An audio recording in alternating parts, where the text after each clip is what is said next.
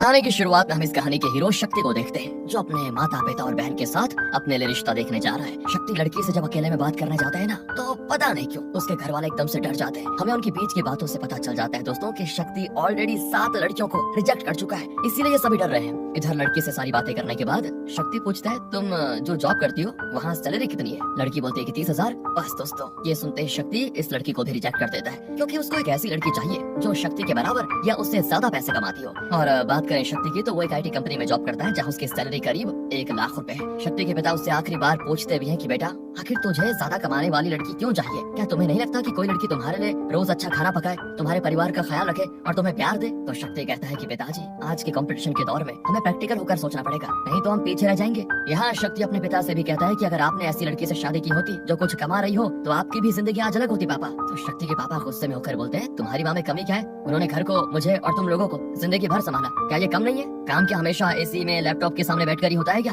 मुझे तुम्हारी माँ से बेहतर कोई दूसरी लड़की नहीं मिल सकती थी, समझे? अब पिता की तरह समझाने के बाद भी शक्ति की डिमांड वही होती है कि वो शादी करेगा तो उसी लड़की से जिसकी इनकम ज्यादा होगी या उससे बराबर होगी। शक्ति के जीजाजी इस वक्त दुबई में रहते हैं, इसलिए शक्ति की बहन अपनी बेटी के साथ उसके साथ ही रहती है। शक्ति इसी बीच एक जमीन खरीदकर उस पर एक बड़ा सा घर बनवाने लग जाता है, ताकि उसका परिवार और बड़े घर में आराम से रहे। इस घर के लिए शक्ति ने बैंक से भी लोन लिया होता है और कुछ लोकल लोगों से भी लोन लिया होता है। अब ये घर शक्ति अपने माता पिता को दिखाता है, जो कि घर देखकर खुश भी होते हैं, लेकिन यहाँ पर शक्ति के पिता उससे ये भी कहते हैं कि अपने पुराने घर में क्या बुराई थी बेटा, जो तुमने ये नया घर ले लिया। शक्ति कहता है कि पापा, हम कब तक उसी पुराने और छोटे घर में रहेंगे? हमें अपना स्टेटस के हिसाब से अपना लिविंग स्टैंडर्ड को बढ़ाना चाहिए। बाकी आप बैंक के लोन और इंस्टॉलमेंट्स की चिंता मत करो, वो मैं मैनेज कर लूंगा। दोस्तों, यहाँ पर आपको क्या लगता है, यहाँ कौन सही है, शक्ति या उसके पिता?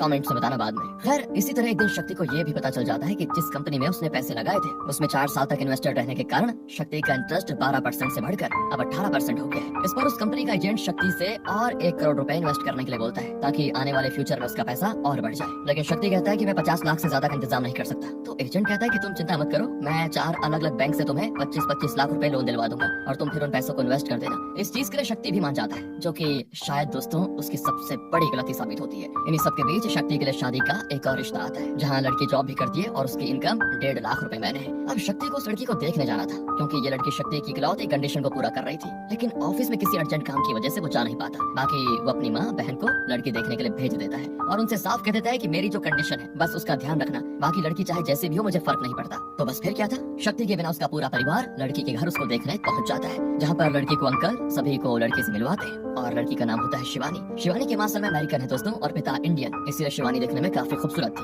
मगर जब शिवानी न्यू जर्सी में थी, तब अचानक से हुई 2 गैंग्स की शूटिंग के कारण उसके माता पिता मारे गए और शिवानी का उसके अंकल के अलावा कोई था भी नहीं, इसलिए उन्होंने उसका आगे ख्याल रखा। अब यहाँ पर इससे पहले कि शक्ति के घर वाले लड़की को अपनी कंडीशन के बारे में बता दे, इससे पहले शिवानी कह देती है कि मैं शादी के बाद जॉब नहीं करूंगी और यही मेरी इकलौती शर्त है। बस दोस्तों, ये सुनते ही शक्ति की बहन और पिता एकदम से निराश हो जाते हैं, लेकिन शक्ति की माँ यहाँ पर कहती है, कोई बात नहीं बेटा, मेरा बेटा इतना कमा लेता है कि वो सबका ख्याल रख लेगा। और इस तरह शक्ति की माँ इस रिश्ते को हाँ कर देती है, लेकिन शक्ति की बहन उसको रोकती भी है, लेकिन माँ कहती है, तुम चिंता मत करो, मैं सब संभाल लूंगी, बस तुम मेरा साथ देना, क्योंकि अगर ऐसे चलता रहा तो मेरे बेटे की शादी कभी नहीं हो पाएगी। रिश्ता पक्का करके आने के बाद ये बात घर वाले शक्ति को बताते हैं और उससे शिवानी की मंथली सैलरी भी बताते हैं। ये सुनकर शक्ति खुश हो जाता है और वो भी शादी के लिए हाँ कर देता है। इस पॉइंट पर भी शक्ति के पिता उससे पूछते हैं, बेटा, क्या तुम्हारे लिए पैसे जिंदगी है? प्यार, सम्मान, अपनापन, क्या ये सब जरूरी नहीं है तुम्हारे लिए? तो शक्ति कहता है कि देखो पापा, मैंने आपसे पहले भी कहा है, अगर इस दुनिया में सर्वाइव करना है तो पैसे को अहमियत देनी पड़ेगी। तो शक्ति के पिता जवाब देते हैं कि मैं चाहता था कि तुम्हारा रिश्ता मेरा और तुम्हारी माँ के रिश्ते की तरह हो, लेकिन तुम्हारे जनरेशन की सोच ही अलग है, कहकर वो चले जाते हैं। इसके बाद शक्ति अपनी माँ से शिवानी का नंबर और सोशल मीडिया ID मांगता है, तो उसकी माँ बताती है लड़की सिंपल कीपैड फोन इस्तेमाल करती है, वो ना तो सोशल मीडिया पर है और ना ही व्हाट्सएप पर। वो तुमसे पहले फेस टू फेस मिलेगी, उसके बाद तुम उसी से नंबर ले लेना, तो तुम उससे जाकर मिलो। यहाँ बात को बीच में काटते हुए शक्ति की बहन कह देती है, भाई तुमने आज तक 8 लड़कियों को रिजेक्ट किया है, लेकिन वो 10 लड़कों को रिजेक्ट कर चुकी है, तो उससे गलती से भी अब सैलरी के बारे में ना पूछो तो बढ़िया ही रहेगा, क्योंकि फिर उसको लगेगा कि तुम उसके पैसे की वजह से उससे शादी कर रहे हो। अब शक्ति कहता है कि मुझे क्या ही जरूरत है कुछ पूछने की, जब मुझे उसकी सैलरी का पैकेज ऑलरेडी पता है। फिर क्या था, अगले ही दिन शक्ति शिवानी से मिलने के लिए पहुंच जाता है, फिर दोनों की बातें भी शुरू हो जाती है और कुछ ही दिनों में दोनों की शादी भी हो जाती है दोस्तों। हाँ, इसके बाद सुहाग रात के समय शक्ति शिवानी को एक प्रेजेंटेशन दिखाता है, जो कि उसने अपनी होने वाली बीवी के लिए बनाई थी। इस प्रेजेंटेशन में शक्ति ने एक्सप्लेन किया होता है कि आखिर उसकी और उसकी पत्नी की सैलरी से कैसे उनकी लाइफ फ्यूचर में बेटर हो सकती है, और मतलब वो किस उम्र में क्या करेंगे, ये सारी चीजें उसमें होती है। ये चीज देखकर शिवानी एकदम से खड़ी हो जाती है और हैरान भी कि ये क्या है। फिर क्या था दोस्तों, घर में शक्ति बिल्कुल तहलका मचा देती है, जो चीज देखकर शिवानी एकदम से खड़ी होती है और कहती है, देखो मैंने तुम्हारी माँ को पहले ही कह दिया था कि मैं शादी के बाद नौकरी नहीं करूंगी, समझे? तो ये प्रेजेंटेशन दिखाने का क्या मतलब है? यहाँ पर शक्ति के सामने भी अब पूरी सच्चाई आ जाती है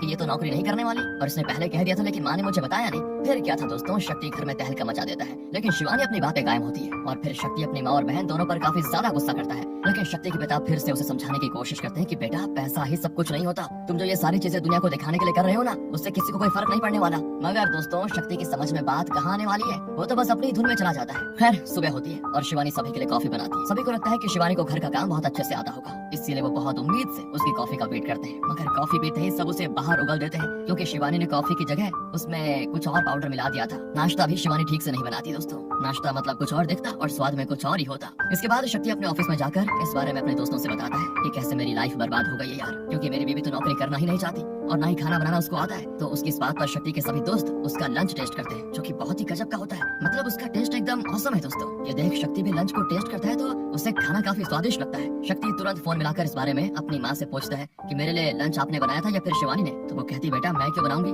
तुम्हारी बीवी ने बनाया, जाकर उससे शिकायत करो कुछ करनी है तो। इतना कहकर वो फोन शिवानी को दे देती है, जिससे फिर शक्ति सवाल करता है कि ब्रेकफास्ट इतना अजीब और खराब लेकिन लंच इतना अच्छा कैसे। शिवानी कहती है कि अगर मैं पहले सब कुछ ठीक से बना देती तो आप लोग मेरे खाने को अप्रिशिएट नहीं करते, इसीलिए मैंने जानबूझकर किया ताकि आप मेरे बनाए खाने को बाद में तारीफ करें, क्योंकि इंसान को कड़वा टेस्ट हमेशा याद रहता है मगर मीठा टेस्ट वो जल्दी भूल जाता है, इसलिए मैंने कॉफी कड़वी बनाई। अब शक्ति दोस्तों अलग अलग तरीके से अपनी बीवी को जॉब करने के लिए राजी करने में लगा होता है। वो शिवानी से कई बार इस बारे में बात भी करता है, लेकिन शिवानी की भी अपनी जिद होती है कि जॉब नहीं करनी तो नहीं करनी, फिर चाहे कुछ भी हो जाए। अब एक दिन शक्ति शिवानी को लेकर अपने एक कॉलेज के बेटे की बर्थडे पार्टी में जाता है, जिसकी बीवी वही लड़की होती है जिसे शक्ति ने मूवी की शुरुआत में रिजेक्ट किया था। और उस लड़की को जब ये पता चलता है कि शक्ति की वाइफ कोई जॉब नहीं करती बल्कि वो होम मेकर है, तो वो शक्ति को काफी सुनाती है कि तुम्हारे साथ ऐसे होना चाहिए था। अब शक्ति तो इस बात का गुस्सा रास्ते भर शिवानी पर निकालते आता है, जिस कारण घर पहुंचते पहुंचते दोनों की लड़ाई भी हो जाती है। टॉपिक दोस्तों वही होता है, मतलब शक्ति चाहता है कि शिवानी जॉब करे और शिवानी भी अपने मन मुताबिक जीना चाहती है बिना जॉब किए हुए। वो इसीलिए तो अमेरिका से इंडिया आई थी ताकि एक पीसफुल लाइफ जी पाए और घर को संभाले।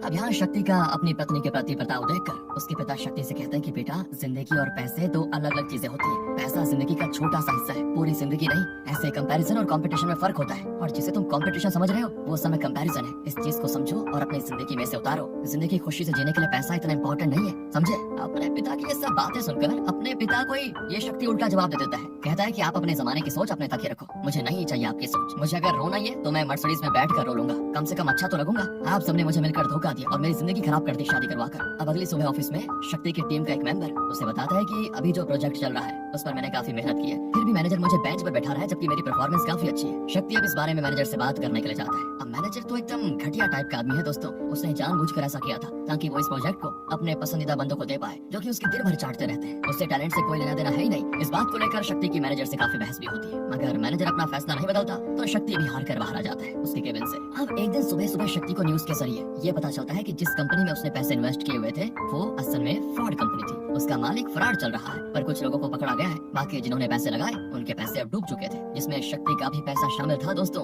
और ये न्यूज सुनते ही शक्ति के जैसे पैरों तले जमीन खिसक जाती है। वो तुरंत उस आदमी के पास जाता है जिसके जरिए शक्ति इस कंपनी में पैसे इन्वेस्ट करता था, मगर अब वो भी पुलिस के द्वारा पकड़ा जा चुका है, जिस कारण अब शक्ति के पैसे पूरी तरह डूब चुके थे और उन्हें वापस आने का कोई जरिया ही नहीं बचा था। अब जिस कंपनी में शक्ति ने पैसे लगाए थे उसी जगह पर दोस्तों उसके एक और कॉलीग ने पैसे लगाए थे, जो कि इस खबर को बर्दाश्त नहीं कर पाया और छत से कूदकर उसने जान दे दी। ये देख तो शक्ति पूरी तरह से डर जाता है। इसी बीच शक्ति का मैनेजर शक्ति पर डेटा को किसी अदर कंपनी से शेयर करने यानी कि डेटा ब्रीच करने का इल्जाम लगाकर ऑफिस से ही निकाल देता है। ये करके दोस्तों उसने शक्ति से अपना बदला भी ले लिया होता है, लेकिन शक्ति भी कुछ कर नहीं पाता, इसलिए उसको जॉब छोड़नी पड़ जाती है। शक्ति उसके बाद घर आता है तो सभी वहाँ पर खुशी खुशी साथ बैठे होते हैं, जो कि शक्ति को नहीं अच्छा लगता और वो अपनी सारी फ्रस्ट्रेशन अपने परिवार पर निकाल देता है। शक्ति का ये बर्ताव उसके घर में किसी को भी अच्छा नहीं लगता। ऐसे ही 2-3 दिन बीत जाते हैं। शक्ति ने अपनी EMI भी पे नहीं की होती है, जिस कारण अब उसके घर में गुंडे पैसे मांगने आने लग जाते हैं। ऊपर से बैंक के कॉल्स, शक्ति के ऑफिस के दोस्त भी उसका कॉल तक नहीं उठाते, क्योंकि उन्हें पता है कि ये पैसे ही मांगेगा। इसीलिए शक्ति चोरी से घर के गहने गिरवी रखवा कर सबकी EMI दे देता है और ये चीज शिवानी देख लेती है। यहाँ वो सब कुछ पता करती है कि आखिर खेल क्या है और इस बारे में वो शक्ति से बात करने की सोचती भी है, लेकिन शक्ति उससे अब भी काफी रूडली बिहेव करता है और उसकी एक बात नहीं सुनता। इसलिए आखिर में थक हार कर शिवानी जॉब पर जाने का फैसला कर लेती है और अब वो जॉब पर जाने लग जाती है, क्योंकि शक्ति के पास कोई जॉब नहीं है, घर कैसे चलेगा। इधर शक्ति को उस स्कैमर कंपनी के मालिक का पता चलता है तो वो तुरंत उससे मिलने पहुंच जाता है। शक्ति उससे अपने पैसे वापस भी मांगता है कि वापस कर मेरे पैसे, तो कंपनी का मालिक शक्ति को पैसे देने से इनकार कर देता है। साथ ही वो शक्ति को अपने गुंडों के जरिए बाहर भिजवा देता है, जिसके बाद शक्ति पुलिस स्टेशन जाकर ये सारी चीजें बता देता है और इस कंपनी के मालिक के खिलाफ कर देता है केस, जिस पर शक्ति का वकील उसे समझाता भी है कि ये करने से तुम्हें खतरा भी हो सकता है, लेकिन शक्ति नहीं सुनता। इसके बाद शक्ति रोड पर चलते चलते अचानक वहीं बेहोश हो जाता है। अब दोस्तों एक गरीब आदमी उसे अपनी झोपड़ी में लेकर आता है, तो जब शक्ति को होश आता है ना तो ये आदमी शक्ति को चाय ऑफर करता है। तब शक्ति देखता है कि कैसे ये आदमी अपनी पत्नी और 2 बच्चों के साथ छोटी सी जगह में रह रहा है, और एक तरफ वो है जिसने घर छोटा होने की वजह से घर बदलना चाहा। अब शक्ति सब कुछ समझ गया था। वो इस आदमी को धन्यवाद बोलने के बाद पूछता है, आखिर तुम इतनी छोटी जगह में रहते कैसे हो? तो आदमी कहता है कि सर, ये जिंदगी को ज्यादा सीरियस मत लीजिए, नहीं तो ये जिंदगी हमें सीरियस कर देगी। बस यही मान लीजिए कि हम सब गधे हैं। अगर चादर छोटी पड़ जाती है ना, तो मैं अपने पैर सिकुड़ना ही सही समझता हूँ, बाहर डालने की नहीं सोचता मैं, क्योंकि जो है उसी में एडजस्ट करना पड़ेगा। अब ये बातें सुनकर काफी हद तक शक्ति भी समझ जाता है कि वो क्या गलत कर रहा है। अब शायद शक्ति को जिंदगी का असली मतलब समझ आ रहा है, इसलिए वो सीधा मंदिर जाता है, जहाँ पर जैसे ही शक्ति आंख बंद करता है वैसे ही उसको एक बच्चे की आवाज आती है। मुसीबत पड़ने पर लोग अक्सर भगवान के पास आखिर में क्यों आते हैं, पहले क्यों नहीं आते? इतना सुनते ही शक्ति आंखें खोलता है तो उसके सामने एक 10 साल का बच्चा खड़ा होता है, जिसकी वेशभूषा किसी पंडित की तरह है। दोस्तों, ये बच्चा शक्ति से कहता है कि हम जो भी सुख या दुख अपने जीवन में भोगते हैं, वो हमारे ही अच्छे या बुरे कर्मों और फैसलों का परिणाम होता है। जैसे तुमने लालच किया और अब तुम्हें उसकी वजह से दुख झेलना पड़ रहा है, मगर जानते हो, ये जिंदगी इस सुख दुख के परे देखने के लिए ही भगवान ने हमें दी है, क्योंकि ये सुख दुख बस एक माया है जो कि हमेशा नहीं रहता। कभी दुख जाता है तो कभी सुख आता है, और सुख जाता है तो दुख आता है। हमें हर भाव में सामान्य रहना चाहिए, नहीं तो इंसान बहुत कुछ खो देता है, जैसे कि तुमने खोया। आगे ये बच्चा बोलता है कि तुमने जो खोया है वो पैसे नहीं, बल्कि तुम्हारा परिवार है। जिन लोगों ने तुम्हारा हमेशा साथ दिया, आज उन्हीं लोगों को तुम अपना दुश्मन समझते हो। जाओ, अपने बिखरे हुए रिश्तों को समेटो पहले। इतना कहने के बाद ये बच्चा शक्ति को प्रसाद खाने के लिए बोलता है, और जैसे ही शक्ति प्रसाद खाता है वैसे ही अगले पल वो बच्चा वहाँ से गायब। यहाँ पर एक तरह से शक्ति की मदद भगवान ने की थी, क्योंकि वो भगवान के सामने आकर सरेंडर हो गया था। अब शक्ति को समझ आ गया है कि उसे क्या करना चाहिए। वो सीधा अपने घर जाता है, जहाँ उसे देखते सभी लोग अपने अपने कमरों में चले जाते हैं। शक्ति सभी से कहता है कि आप लोग प्लीज कमरे से बाहर ना निकलना, क्योंकि मैं आपकी आंखों में देखकर बात नहीं कर पाऊंगा। मैं आप सभी से माफी मांगने नहीं आया हूँ, बल्कि आपका शुक्रिया अदा करना चाहता हूँ। तो सबसे पहले थैंक यू शक्ति अपने पिता को बोलता है, क्योंकि उन्होंने शक्ति को कई बार समझाया, लेकिन उसने उनकी एक न मानी, और ऊपर से उनके साथ बदतमीजी भी की। जिंदगी का सही मतलब दिखाने के लिए वो अपने पिता को थैंक यू बोलता है। दूसरा थैंक यू वो अपनी माँ को बोलता है, जिन्होंने उसकी शादी धोखे से शिवानी के साथ करवाई थी, लेकिन शक्ति ने उनसे भी बदतमीजी से बात की। पर अब वो समझ चुका है कि माँ अपने बच्चे के लिए हमेशा अच्छा ही सोचेगी। फिर अगला थैंक यू अपनी बहन को करता है, जिसने उसको चलना सिखाया, और जब भी उसको चोट लग जाती थी तो उसकी बहन शक्ति की चोट पर अपना थूक लगाकर उसको मलहम की तरह दर्द कम करवाने की कोशिश करती थी। बहन का प्यार, इस तरह उसका ख्याल रखने के लिए शक्ति अपनी बहन का शुक्रिया अदा करता है। इसके बाद आखिरी थैंक यू वो कहता है अपनी पत्नी शिवानी को, जो कि इतना सब होने के बावजूद उसे छोड़कर नहीं गई। उसने अपने पति पर विश्वास रखा। इस विश्वास को कायम रखने के लिए शक्ति उसको धन्यवाद बोलता है। ये सारी बातें सुनकर सभी इमोशनल हो जाते हैं और बाहर निकलकर शक्ति से गले लगा लेते हैं। इधर जो शक्ति के मैनेजर ने डेटा ब्रीच का इल्जाम उस पर लगाया था, उसकी सच्चाई सबके सामने आ जाती है, और मैनेजमेंट उल्टा मैनेजर को ही दोषी करार देकर फायर कर देती है, और शक्ति को उसकी नौकरी पर वापस रख लिया जाता है। अब एक दिन जब शक्ति नौकरी पर जाता है तो शिवानी कहती है, मुझे मेरे ऑफिस छोड़ दो। तो शक्ति कहता है कि अरे तुम चाहो तो अपनी जॉब छोड़ सकती हो, मैं खुद संभाल लूंगा। शिवानी भी कहती है कि 1-2 महीने कर लेती हूँ, तब तक सब कुछ ट्रैक पर आ जाएगा, उसके बाद छोड़ दूंगी। यहाँ पे शक्ति का जीजा भी दुबई से आ जाता है, जिसको देखकर सभी बड़े खुश होते हैं। अब शक्ति के साथ पैसों का इतना बड़ा स्कैम हो गया, ये उसके जीजा को भी पता होता है। तो वो शक्ति से पूछता है कि भाई तू इन सब चीजों से बाहर कैसे निकला, क्या तेरे पैसे वापस मिल गए तुझे? शक्ति बताता है कि ये सब मेरी पत्नी की वजह से हो पाया, उसी की वजह से मैंने अपना सारा पैसा कर्जा चुका दिया, और अब मैं एकदम फ्री हूँ। असल में दोस्तों, शक्ति की बीवी ने उसकी मदद करने के लिए अपनी प्रॉपर्टी बेच दी थी, ताकि शक्ति पर कोई प्रेशर ही ना आए। इसलिए शक्ति के साथ पूरा परिवार शिवानी को बहुत प्यार करता है, क्योंकि वो सच में लक्ष्मी है, जो कि अपने परिवार को साथ में लेकर चलना जानती है। बाकी जो केस शक्ति ने किया था, उसको वापस लेने की धमकी भी शक्ति को मिलती है, लेकिन वो केस वापस लेने से इनकार कर देता है। इसी के साथ होती है मूवी खत्म।